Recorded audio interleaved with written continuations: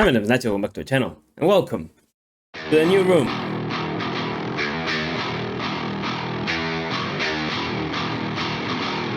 Door's over!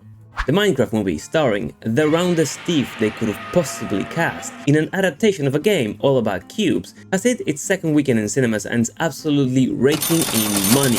With an opening weekend almost as good as Barbie's, so far has managed to gather a whopping $570 million worldwide on a budget of $150. Now you might be thinking, why is he telling us this now? That usually comes later.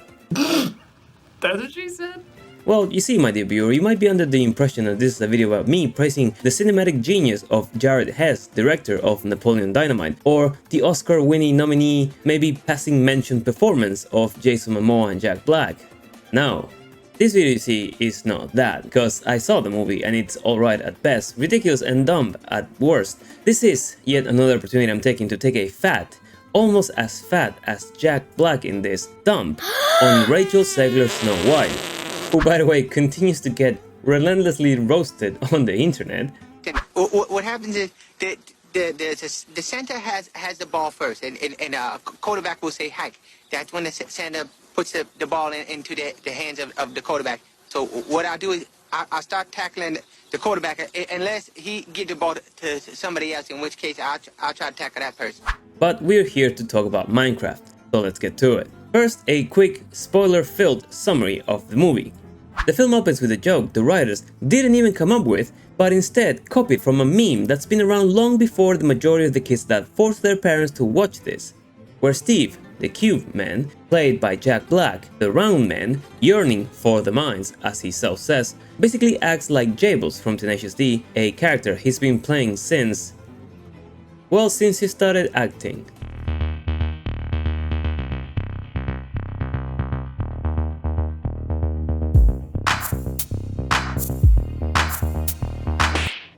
He sings a lot, moves erratically, and delivers his lines much like Jack Black always delivers his lines. I've never seen anything like it. Whoa! Big house! Read between the lines, Theo.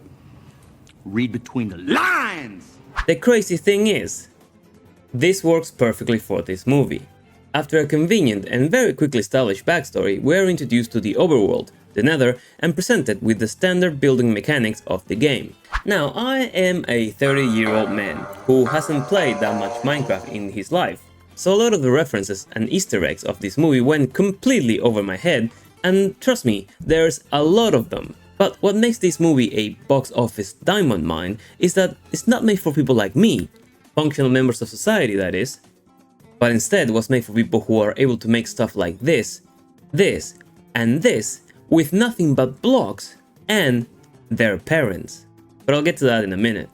After Steve is trapped in the Nether by a magical female bebop wizard while managing to cut the access to the overworld, we cut to Jason Momoa, a former video game champion / loser, who's about to lose his game store because he's a fucking loser, who takes the opportunity, very subtly established by the film, after being sucked into a world where you mine diamonds with rather ease to get the money to save his store, and in the process redeem himself from being a loser by sacrificing, except not really, to save Henry, from the harms of Maleficent.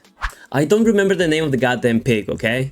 What I like about Jason in this is I don't think he was giving any particular direction after being told who the character was, and then he and Jack Black, being the top two actors in the call sheet, just went ahead and did what they felt was right and had a laugh while doing it. Treat yourself, Crochet. You know, about a month ago, Jason called me and said, I'm gonna make us sweaters. What's your colors? And I told him I want blue, green, and purple. And he was like, done. Click. Boom. And here we are. Here you go. It. Dude, tremendous gift. This, as crazy as it sounds, works perfectly for this film. We then cut to our final two protagonists.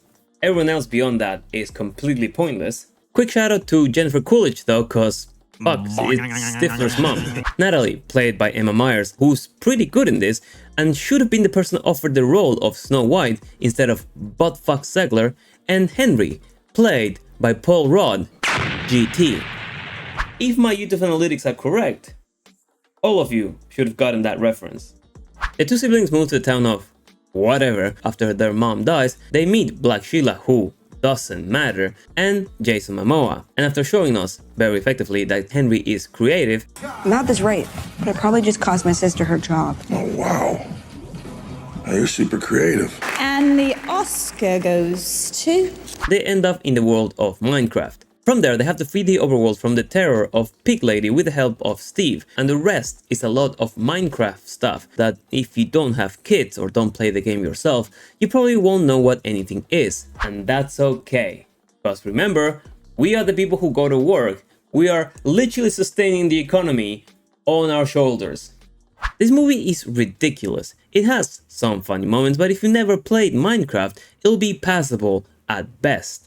However, it's so over the top, so cliche, so superficial and basic, so colorful and weird that kids are gonna eat it up, get indigestion from it, shit it out, and then ask their parents if they can go see it again. But this time, they'll ask if their friend Billy can come over, cause Billy's parents are doing this thing called divorce and can't take Billy, cause the day the movie is playing is the day that the dad gets him and he wants to go fishing.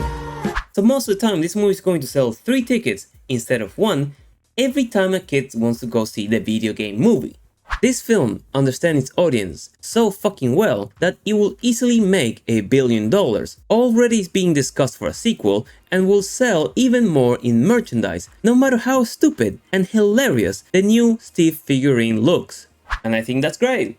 Don't get me wrong, this movie is shit. It's bare bones levels of entertainment. And I watched it on very low quality, so the CGI is good, I guess, in some parts. Has some funny jokes here and there. It's a bit cringe, very cringe sometimes. The villagers, the zombies, the sheep, the pandas look fucked up.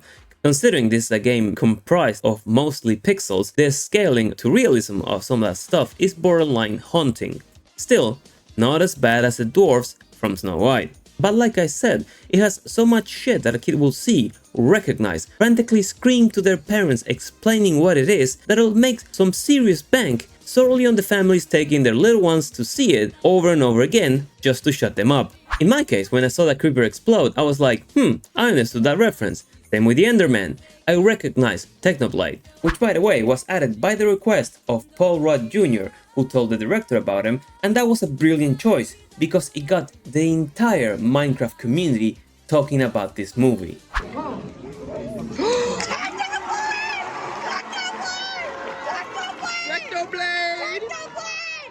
But after that, I had no idea that bipedal pigs existed in this game. I didn't know about the floating marshmallows they used to transport themselves, because I've previously had sex with women.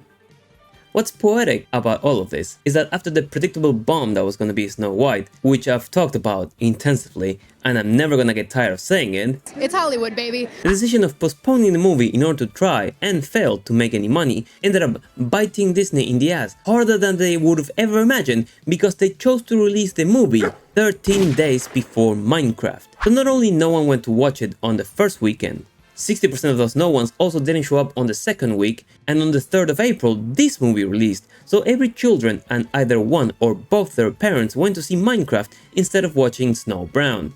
So after a month of being in theaters and with a reported earnings of $409,000 on its 3rd Monday among 3,700 theaters, which is about $100 per theater, and with a budget almost as twice and then some bigger than Minecraft, it's clear to say that intersectional politics, girl power storytelling, terrible casting, sure, Rachel Zegler can sing in what's effectively a musical, but did they bother to check if anyone else could, especially Gal Gadot?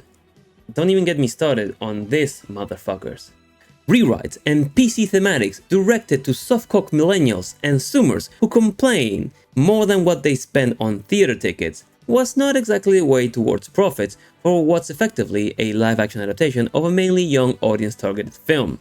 Not a single kid out there is gonna see Steve and think, oh, he looks just like me. They're gonna say, huh, that guy funny. Then they're gonna turn to their dad and say, you look like him, dad. The main and obvious difference between these two films can be seen on Twitter. Let me know in the comments if you can spot the difference between a Minecraft theater and a Snow White theater. Another good thing that this movie succeeded on is spreading through word of mouth. The movie actually grew so wild that people who obviously played Minecraft started going ballistic when Jack Black said certain things like, "We need to mine, we need to craft, less Minecraft." Surprisingly, I didn't hate that line as much as I thought I would. Or chicken jockey, which apparently is a trigger to throw a bunch of popcorn in the air. Which, by the way, it's cool if you play Minecraft, but if you are an adult or close to being one and you throw a giant bag of popcorn in the air in the theaters during a children's movie just for the memes, that a blue-collar minimum wage college student is gonna have to clean up after you at the end, you are a cunt. You were raised by cunts, and your offspring are probably also gonna be cunts. Do not reproduce. The Minecraft movie is far from a cinematic masterpiece, and yet it was so cleverly crafted that it hit its target audience like a heat-seeking ballistic missile. Had relatively unproblematic publicity, casted professional actors who can in fact act in accordance to the film's theme and know the game well enough to publicize it properly. Mojang capitalized on the memes, adding content to the game as the movie approached its release date, and for what it looks of it, it did a lot of things right, and therefore it's seeing the rewards in the terms of profits. You see, Disney? It wasn't that hard after all. What the fuck? But if you watched this video, leave a like, let me know in the comments down below, what is your favorite sandbox game? And as always, I've been Nacho, hoping you enjoyed the video. I'll see you in the next one. Take care.